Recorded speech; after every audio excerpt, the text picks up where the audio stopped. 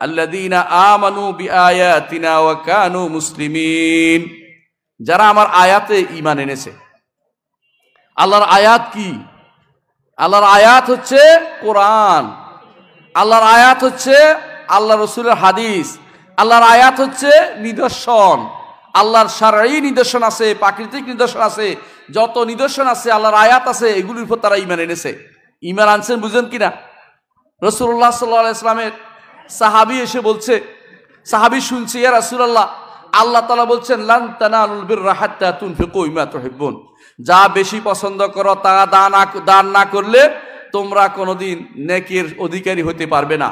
সাহাবী এসে বলেন, ইয়া রাসূলুল্লাহ, এই বিরহা, এই কুয়া সহ এই বাগানটা আমার সবচেয়ে বেশি প্রিয়, আমি এটা আল্লাহর রাস্তায় দান করে দিতে চাই, যাতে করে আমি আল্লাহর কাছে নেকার অধিকারী হতে চাই। কতটুকু বিশ্বাস, কতটুকু বিশ্বাস হলে দান করে যায় আপনি চিন্তা করে দেখুন। আপনি আমি দান কোনটা করি জানেন? অতিরিক্ত জিনিসটা দান করি, আর তারা প্রিয় জিনিসটা দান করে। পার্থক্যটা বিশাল।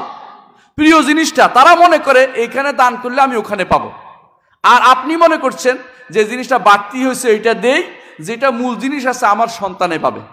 বিরাট পার্থক্য। সন্তানের চিন্তা করে তারা কাজ করে নাই, তারা আখিরাতকে এত কাছে মনে করেছে। সাহাবায়ে কেরাম রিদওয়ানুল্লাহি আলাইহিম আজমাইন, তাদের অবস্থা কি ছিল জানেন?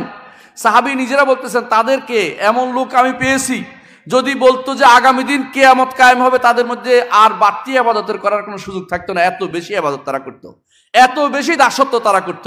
আল্লাহর দাসত্ব যত বেশি করবেন তত বেশি আল্লাহর নৈকট্য অর্জন করতে পারবেন। এই দাসত্বের এক নম্বর শর্ত হচ্ছে আল্লাহর উপর ঈমান, আল্লাহর আয়াত কোরআনের উপর ঈমান আনতে হবে। ওয়া কানু মুসলিমিন, এবং আত্মসমর্পণ করতে হবে, সম্পূর্ণরূপে আল্লাহর কাছে নিজেকে সঁপে দিতে হবে।